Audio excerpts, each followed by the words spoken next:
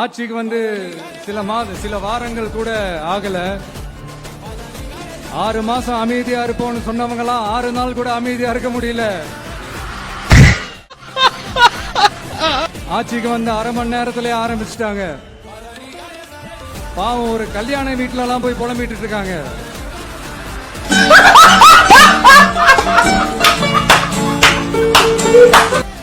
அடுத்து ஸ்டாலின் சார், திமுக வந்து இப்போ தீய சக்தி மட்டும் இல்ல, மக்களை விட்டு ரொம்ப தூரமா போன தூர சக்தி, ஓர சக்தி, கோர சக்தி, பார சக்தி. அண்ணா அவர்கள் ஆரம்பிச்ச கட்சிய ஒரு அடிமை கூடாரமா ஆக்குனது யாருங்க சார்? இப்படி எல்லாம் ஆக்கிட்டு உண்மையை சொல்லு உடன்பிறப்பேவா.